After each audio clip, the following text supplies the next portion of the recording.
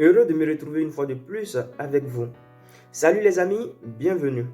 Pour toutes les personnes qui me découvrent la toute première fois, priez vous est adressé de bien vouloir vous abonner. Abonnez-vous massivement, likez pour le référencement de ma chaîne, activez la cloche de notification pour ne manquer aucune de mes vidéos, partagez également les vidéos, bien entendu, si le contenu de ma chaîne vous sied. Ici, nous parlons de droit. Nous vous félicitons la compréhension de tous les thèmes en droit. Pour ce faire, nous abordons tous les sujets qui pourraient vous aider à mieux cerner le monde juridique et judiciaire. Nous donnons des cours sur des notions en droit, nous faisons des analyses et des observations dans le but de vous aider. Nous mettons également à votre disposition tous les conseils d'usage en matière civile, pénale et même criminelle. En une phrase, nous faisons l'effort de vous aider à mieux connaître vos droits. Aujourd'hui, nous ferons une étude comparative entre un avocat ivoirien et un avocat guinéen.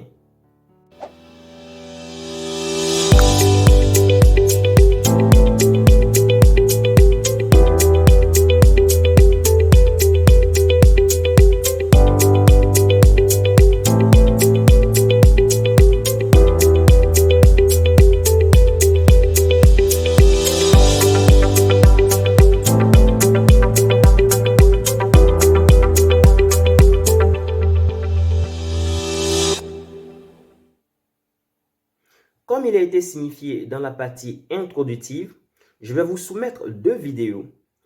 Une première qui met en évidence un avocat guinéen qui est associé au procès du 28 septembre qui se déroule en ce moment en République de Guinée.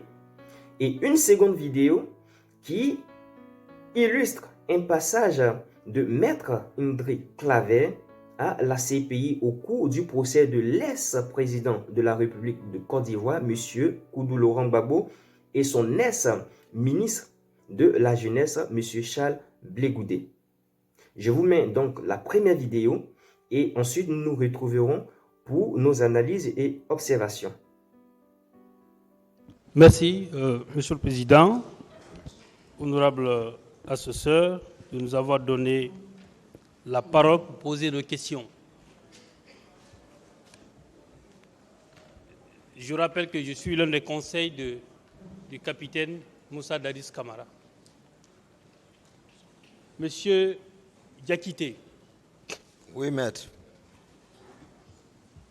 Vous étiez l'aide de camp du président du CNDD, le capitaine Moussa Dadis Camara. Vous confirmez? Oui. Très bien. J'aimerais lire ou partager avec vous une définition de l'aide de camp d'un ancien aide de camp d'un président de la République française de 1988 en 91. Il s'appelle général Jean-Pierre Meyer. Il disait ceci: l'aide de camp est la mémoire, les yeux et les oreilles du président de la République. Est-ce que vous êtes d'accord avec lui qu'en tant qu'aide de camp, vous étiez la mémoire, les yeux et les oreilles du président Moussa Dadis Camara? C'est la question. Je vous ai posé une question, répondez-la.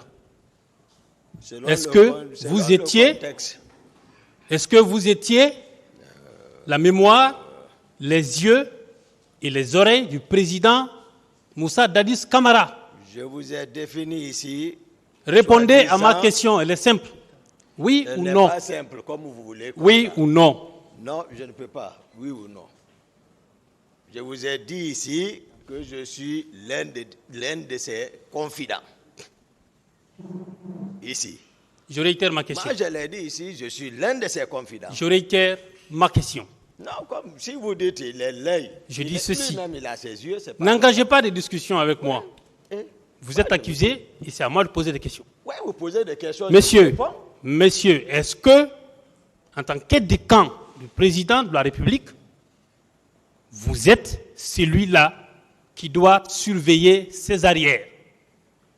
Moi, j'ai défini mes options ici, mes fonctions ici. Posez et répondez à la question. Je l'ai répondu déjà. Je n'ai pas de réponse. Le tribunal en tirera les conséquences. Voilà.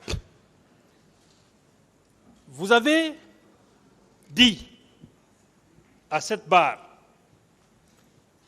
que des personnes seraient venues de Kalia et que le nombre s'élevait à 500 personnes. Comment avez-vous compté le nombre de personnes? Qui vous a donné ce chiffre-là? Ou Kalfayer? On n'avait pas besoin de connaître ça. Qui vous a donné ce chiffre? Mais écoutez, ne me parlez pas à l'impératif. Laissez-le répondre, maître. Monsieur le Président, il ne répond pas. Non, laissez-le répondre. D'accord. Hein? Qui vous a donné le chiffre? Voilà, laissez-le le temps. Ne me parlez pas à l'impératif. Qui vous a donné le Que chiffre? je vous réponde, voilà, on se comprend quand même. Vous n'êtes pas obligé de répondre. Ah, non, je peux répondre. Hein. Voilà. Qui vous a donné le chiffre? Je vous dis, l'effectif était logé là-bas. Qui vous a donné le chiffre? Qui m'a donné le chiffre? Oui. Je suis à la présence. Je suis Les avez-vous arrêtés pour les compter au bout du doigt? Vous avez compté le nombre au bout du doigt ou qui vous a donné l'effectif? Il tenait le rassemblement devant tout le monde. Je vous dis. Non, ça, Pas de répondre là. Il ne veut pas répondre à ma question. Voilà. Moi, c'est moi qui vous informe. Non? Là. Il tenait le rassemblement Je devant veux tout que le vous monde. précisez au tribunal. Mais c'est ce que je vous Est-ce dis. que vous avez compté le nombre, C'est vous? ça, ceux qui étaient chargés. Oui ou non? Écoutez, ceux qui sont chargés pour leur entretien sont là-bas, mais ils tenaient le rassemblement. Monsieur devant tout le monde. Diakité, qui vous Moi, a donné je le ne peux nombre? pas modifier cette réalité du terrain qui était une réalité visible sous les yeux de tout le monde. Quel est le nombre? Qui les a dit de les faire venir? Qui les a dit de les faire venir? Ils étaient présents ou pas? C'est la question. Laissez l'affaire de nombre. Ils étaient présents ou pas? Qui les a dit de faire venir? Je vous dis, ils étaient présents ou pas? Et ça, c'était la partie visible de l'iceberg. Ça, c'était la partie visible. Mais ce qui était caché, c'était trop. Voilà. Ne parlez pas de l'affaire de nom. Ils sont là, sous mes yeux. Mais comme ils ne relevaient pas de moi, ce n'est pas mon problème. La partie cachée était tout autre. C'est de ma nature, mon ami. Et ceux qui les ont fait venir ont mentionné, est-ce qu'on a besoin de nombre lorsqu'on regarde une section? Mais ça, c'est une organisation militaire. Moi, j'ai besoin de nombre. Oui, c'est ça que je vous dis. Qui vous a donné le nombre? Monsieur Diakité. Oui, je ne réponds pas à Très bien. cette question. Que le tribunal donne un acte. J'ai fini.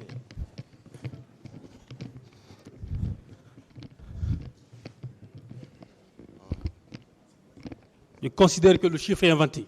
Très bien. Aide de camp que vous êtes. Vous avez vu ce nombre et vous avez dit dans votre déclaration, dans votre PV, que ce sont les éléments de PV qui vous ont informé. Deux personnes, M. Abba et M. Touré. Non, voilà encore. Reprécisez. Non, tout le monde est écouté ici. Moi, je n'ai pas eu besoin d'informations par rapport à ça. Je vous dis, ils sont logés à la présidence sous mes yeux et entretenus par un certain Aboulaye, caporal-chef à l'époque, et des Haba. Voilà. Ne Justement. dites pas que c'est eux qui m'ont informé. Justement. Ne me faites pas dire ce que je n'ai pas dit. Justement. Quand vous avez appris ça, Oui. à l'époque, en tant qu'aide de camp, est-ce que vous avez approché le capitaine Dadis pour lui demander qu'est-ce que ces gens faisaient là-bas? Je ne sais pas si Mais je pense expliquer tout ça. Ma question, elle est très simple. Mais j'ai expliqué. Moi, je vous pose des questions Je vous précises. dis, ils sont entretenus, soutenus et ordonnés de les héberger là-bas. Est-ce que vous avez demandé, est-ce que vous vous êtes adressé au président de la République? Vous-même, vous faites savoir que l'heure est grave, donc il faut expliquer, voilà, tel que les choses étaient. Ce n'est pas question qui s'aime, oui ou non, à ce niveau. Il y a des questions qui peuvent répondre. Est-ce que vous avez demandé au président de la République? Mais c'est lui-même qui leur donne l'argent, c'est lui-même qui les entretient, c'est lui-même qui a ordonné. Je repose ma question encore une fois. Voilà. Est-ce que vous avez approché, parce que vous êtes l'aide de camp, lorsqu'il y a des personnes étrangères dans votre environnement, vous devez être au courant. Vous l'avez dit. Est-ce que vous vous êtes adressé au président de la République dans ce sens-là? Je suis avec le président. Vous l'avez fait ou pas? Il est le commandant du régiment, s'il vous plaît. Il est Monsieur le commandant Diakité. du régiment. Monsieur S'il Diakité. vous plaît. Monsieur Diakité. s'il vous plaît. Je Ce qu'il n'ai pas veut besoin de savoir. demander. Je Monsieur réponds pas. Diakité. Je ne réponds pas à Maître, votre attendez, question. je vais vous aider. D'accord, monsieur le président. Monsieur Diakité, Oui. répondez aux questions. D'accord. Merci, Vous n'avez pas monsieur. besoin de faire trop de commentaires Voilà. autour de la question. Il vous demande, est-ce Merci. que, lorsque vous avez constaté la présence de ces personnes au camp, est-ce que vous avez attiré l'attention? Est-ce que vous êtes venu demander au président ce que les gens là faisaient là-bas? Est-ce que vous avez fait ça, ce qu'il veut savoir? Il le sait. Il le sait. Je ne réponds pas à cette question-là. Très bien. Il Non, le c'est bon. sait. Non, je n'insiste pas, moi. Il le sait. Je n'insiste pas. Voilà. En tant qu'aide de camp, vous avez des informations pareilles et vous ne faut pas le président de la République. Maintenant, monsieur Diakité, vous avez dit dans votre PV que le président, monsieur président Sekouba Konaté, l'ancien ministre de la Défense, a envoyé commandant Jo vers vous pour aller chercher des armes. Est-ce que cette information, cette déclaration, vous confirmez à la barre? Moi, j'ai expliqué ça. Non. C'est pas Vous le- comme ça. D'accord, J'ai expliqué ça ici. d'accord. Je vais lire votre déclaration.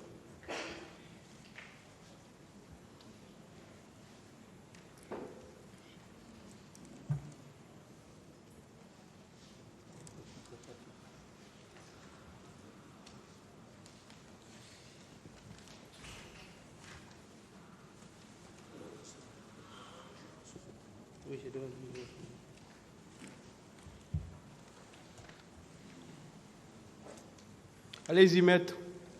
Oui, monsieur le président, je le retrouve.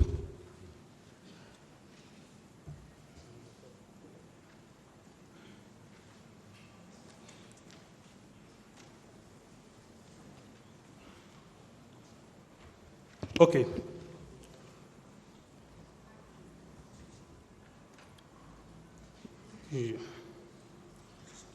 Non, j'ai vu.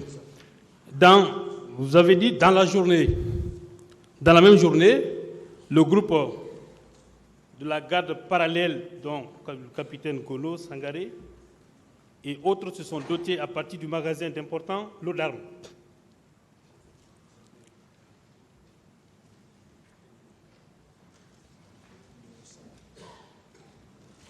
Ok. Monsieur le Président, c'est le PV de Dakar, commission rogatoire, pièce numéro 2, feuille numéro 5. Le premier paragraphe. Vous avez dit ceci. 2 élèves de PIVI, le caporal Haba et le caporal Abdullah Sourié, m'ont fait savoir que c'est le président d'Addis qui a demandé qu'il soit là-bas, car il en a besoin comme contre-manifestant. Ensuite, cela m'a énervé. C'est vous qui parlez. Et j'ai dit à mon adjoint que personne ne vienne me parler de ça. Ce n'est pas mon problème. Le même jour, vers 19h, Pourquoi est-il important de faire des comparaisons entre avocats?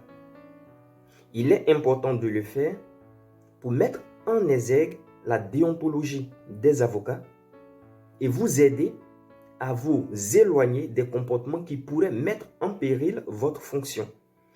Cela dit, nous faisons ces analyses pour aider des personnes qui souhaiteraient devenir avocats à avoir la tenue parfaite. Vous venez de suivre la vidéo de l'avocat guinéen. Déjà, mon intention n'est pas de porter un commentaire péjoratif sur le travail des avocats guinéens. Non, loin de moi cette idée. Ici, j'essaie juste d'interpeller les uns et les autres. Vous venez de voir une scène qui met en valeur un avocat qui questionne un accusé. C'est normal. C'est normal d'avoir cette envie de tout faire pour qu'un accusé périsse. Mais ce n'est pas normal d'être avocat et d'agir de la sorte. Un avocat, il y a toute une déontologie qui le suit. Il y a l'émotion qu'un avocat devrait pouvoir contrôler. Mais il y a ce qu'on appelle le professionnalisme. Et pour ma part, cet avocat n'en a pas fait preuve. Un avocat, son travail, c'est d'avoir les preuves. C'est de tout faire pour que l'accusé, le témoin, puisse lui fournir des preuves. Ce n'est pas un conseil de famille où un père essaie de confondre son enfant, de le punir. Ce n'est pas le rôle d'un avocat, je suis désolé. C'est le rôle du tribunal de le faire. L'avocat a juste besoin de mettre en évidence les preuves. Et cet avocat n'a pas concrètement fait son travail, qui est celui de juste poser des questions sans s'énerver. Vous le voyez dans son langage, dans ses yeux. Il avait véritablement envie de s'en prendre à l'accusé. Ce que j'ai trouvé dommage d'ailleurs, ce n'est pas son travail. L'avocat, c'est le calme. Et tout à l'heure, nous allons illustrer ce que je dis avec la vidéo qui vient. Certainement, certains diront que je ne suis pas objectif, qu'il y a plusieurs avocats. J'aurais pu prendre un autre avocat pour le comparer à Maître Ndri. Oui, je le sais. Et je suis d'accord avec vous. Mais je le fais pour montrer aux gens qu'un avocat, il y en a de positifs, il y en a de négatifs. Et ce qu'il faudrait copier, c'est le côté positif, bien entendu. Un avocat, c'est le calme. C'est l'élégance avec laquelle l'avocat pose les questions. C'est ce qui va déterminer son autorité. L'autorité ne s'acquiert pas avec la violence, je suis désolé. L'autorité s'acquiert avec l'intelligence professionnelle, l'intelligence de penser, l'intelligence de piétiner l'autre, sans toutefois l'humilier, sans toutefois le rabaisser. C'est ce dont on a besoin. Je vais donc vous laisser voir la seconde vidéo et nous nous retrouverons pour les observations. Je vous dirai pourquoi il est important de faire ces comparaisons et donner mes commentaires, mes observations, mes analyses. On se retrouve tout à l'heure. Je suis Maître Ndri Claver, avocat au barreau de Côte d'Ivoire et membre de l'équipe de défense de M. Charles Blé Goudé. Ok, enchanté, maître. D'accord. Monsieur le témoin, je voudrais qu'on revienne à la journée du 25 février 2011.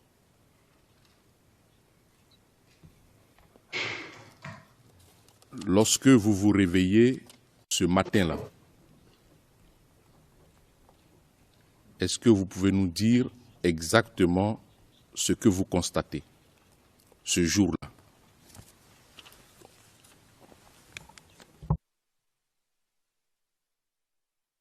Le 25 février 2011, quand je me suis réveillé, très tôt le matin, je n'ai rien constaté.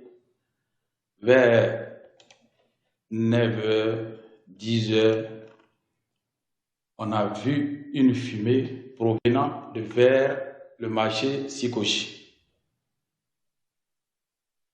Et il y a des gens qui sont venus nous dire qu'il y a des minibus, les Baka, il y a quelques Baka qui avaient été attaqués et incendiés par les jeunes de la Sikoji.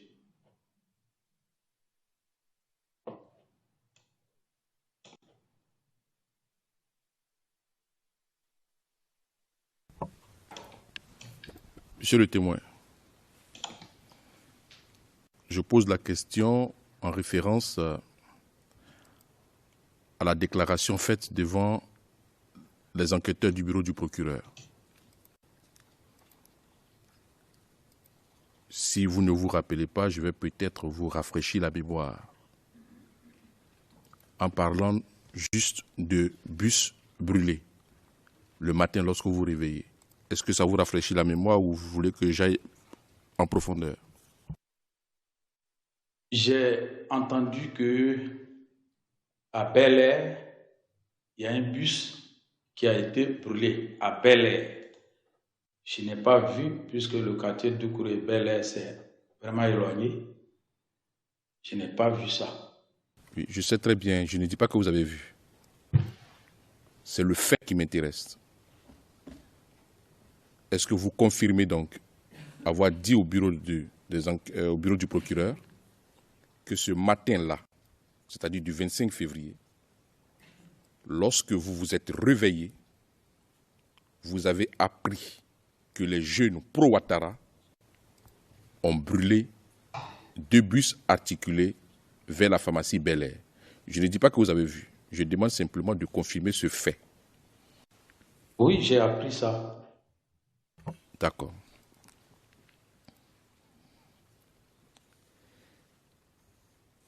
Et ça, vous vous êtes réveillé à quelle heure ce jour-là? Moi, chaque jour, je me réveille à partir de 5 heures pour la prière du matin. Et je ne dors plus.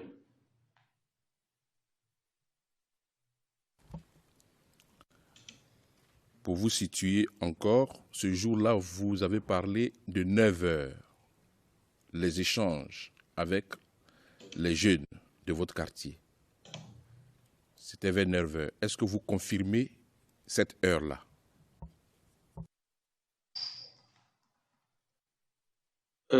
Généralement, oui, je confirme parce que généralement, quand je me réveille, je suis à la maison c'est à partir de 8h, 8h30 que je sors de la maison. Voilà. D'accord, monsieur le témoin. Oui. Alors, donc, avant votre sortie, avant cette heure-là, les bus articulés en question avaient donc déjà été brûlés. Vous confirmez? Selon les informations que vous avez reçues. Selon les informations que vous avez reçues. Ça, je ne sais pas. D'accord.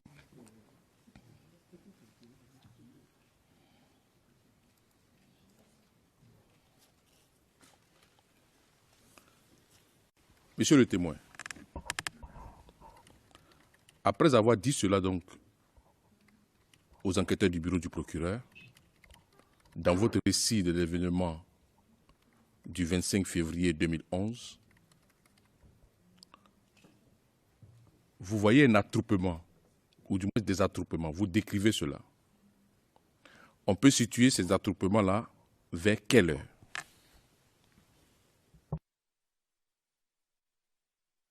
Environ 10h, 10h30.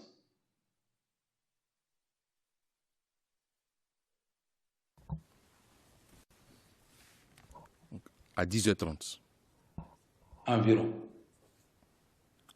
Environ, ça veut dire avant ou après, ça peut. Je veux que vous nous situiez parce que nous avons besoin de la chronologie des événements. Je n'ai pas regardé à ma montre au moment opportun. Je n'ai pas regardé à ma montre. Donc, je ne peux pas donner l'heure exacte.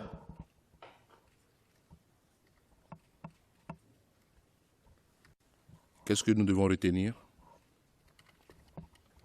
Environ 10h, 10h30. D'accord.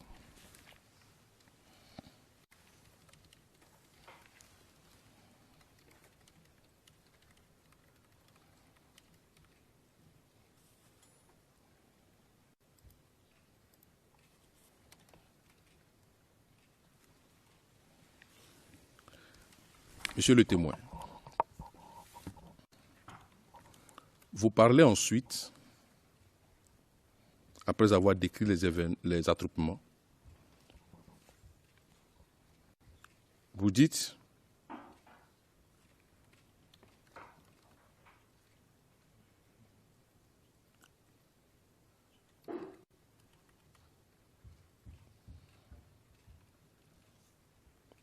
que ces jeunes-là venaient d'un meeting organisé par M. Charles Blé Goudé. Vous confirmez vos propos? 10h, 11h? 10h, 10h30? Oui. D'accord.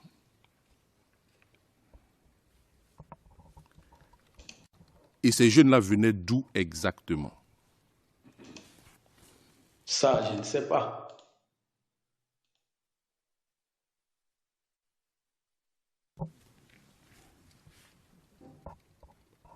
Vous ne savez pas? Non. D'accord.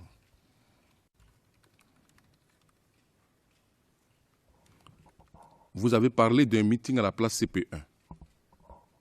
Oui. Ce jour-là. Oui. Vous y étiez à ce meeting? Un avocat, c'est la maîtrise de soi. Je pense que vous l'avez constaté dans cette deuxième vidéo.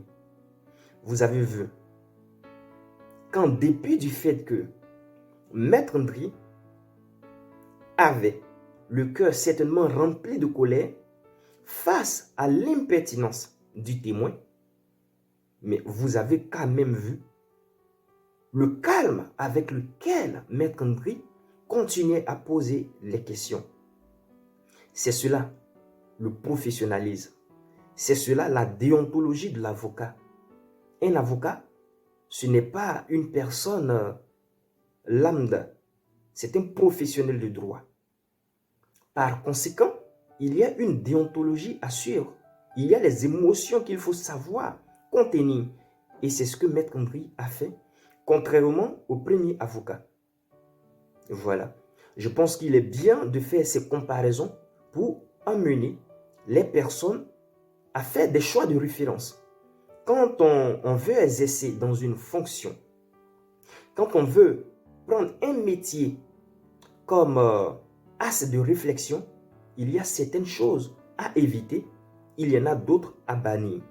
Je ne vais pas être long dans cette vidéo, mais juste attirer votre attention sur le fait qu'il est très important pour un avocat, je dis bien pour un avocat, pour toutes les personnes exerçant dans le domaine du droit, d'être des professionnels. Parce que la vie des uns et des autres dépend de vous. Faites attention. Un avocat, ce n'est pas un maître de conférence qui vient mettre en évidence son côté intellectuel, ses capacités oratoires. Non.